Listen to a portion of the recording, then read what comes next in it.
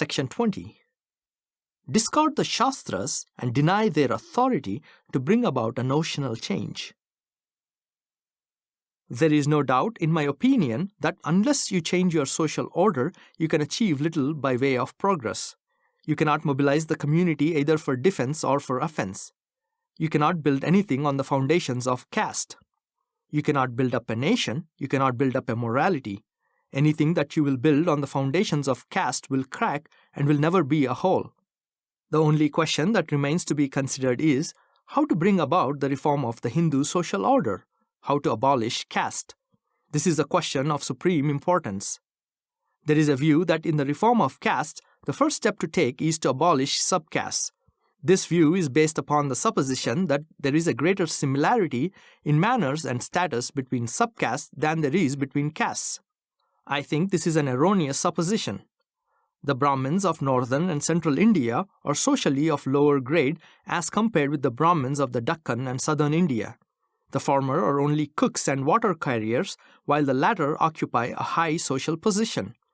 On the other hand, in northern India, the Vaishyas and Kayasthas are intellectually and socially on par with the Brahmins of the Deccan and southern India. Again, in the matter of food, there is no similarity between the Brahmins of the Deccan and southern India, who are vegetarians, and the Brahmins of Kashmir and Bengal, who are non-vegetarians. On the other hand, the Brahmins of the Deccan and southern India have more in common, so far as food is concerned, with such non-Brahmins as the Gujaratis, Marwaris, Baniyas, and Jains. There is no doubt that from the standpoint of making the transition from one caste to another easy, the fusion of the Kayasthas of northern India and the other non-Brahmins of southern India with the non-Brahmins of the Deccan and the Dravidian country is more practicable than the fusion of the Brahmins of the south with the Brahmins of the north. But assuming that the fusion of subcastes is possible, what guarantee is there that the abolition of subcastes will necessarily lead to the abolition of castes? On the contrary, it may happen that the process may stop with the abolition of subcastes. In that case, the abolition of subcastes will only help to strengthen the castes and make them more powerful and therefore more mischievous. This remedy is therefore neither practicable nor effective and may easily prove to be a wrong remedy. Another plan of action for the abolition of caste is to begin with intercaste dinners. This also, in my opinion, is an inadequate remedy. There are many castes which allow interdining, but it is a common experience that interdining has not succeeded in killing the spirit of caste and the consciousness of caste. I am convinced that the real remedy is intermarriage. Fusion of blood can alone create the feeling of being kith and kin, and unless this feeling of kinship, of being kindred, becomes paramount, the separatist feeling, the feeling of being aliens, created by caste will not vanish. Among the Hindus, intermarriage must necessarily be a factor of greater force in social life than it need be in the life of the non-Hindus. Where society is already well knit by other ties, marriage is an ordinary incident of life. But where society is cut asunder, marriage as a binding force becomes a matter of urgent necessity. The real remedy for breaking caste is intermarriage. Nothing else will serve as the solvent of caste. Your Jat Pat Todak Mandal has adopted this line of attack. It is a direct and frontal attack, and I congratulate you upon a correct diagnosis and more upon your having shown the courage to tell the Hindus what is really wrong with them. Political tyranny is nothing compared to social tyranny, and a reformer who defies society is a much more courageous man than a politician who defies the government. You are right in holding that caste will cease to be an operative force only when interdining and intermarriage have become matters of common course. You have located the source of the disease. But is your prescription the right prescription for the disease? Ask yourself this question. Why is it that a large majority of Hindus do not interdine and do not intermarry? Why is it that your cause is not popular?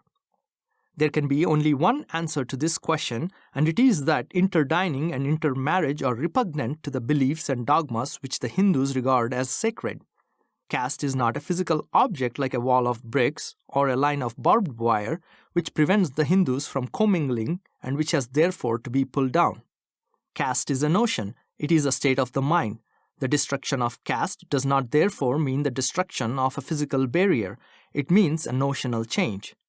Caste may be bad. Caste may lead to conduct so gross as to be called man's inhumanity to man.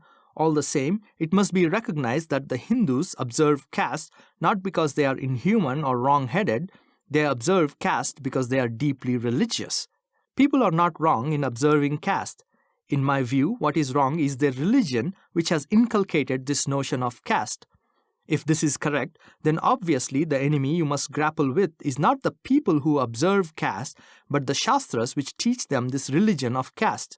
Criticizing and ridiculing people for not interdining or intermarrying, or occasionally holding intercaste dinners and celebrating intercaste marriages is a futile method of achieving the desired end. The real remedy is to destroy the belief in the sanctity of the Shastras.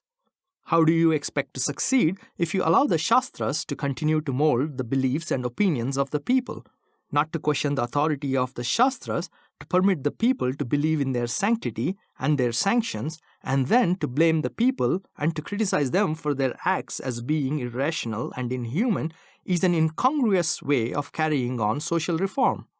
Reformers working for the removal of untouchability, including Mahatma Gandhi, do not seem to realize that the acts of the people are merely the results of their beliefs inculcated in their minds by the Shastras, and that people will not change their conduct until they cease to believe in the sanctity of the Shastras on which their conduct is founded.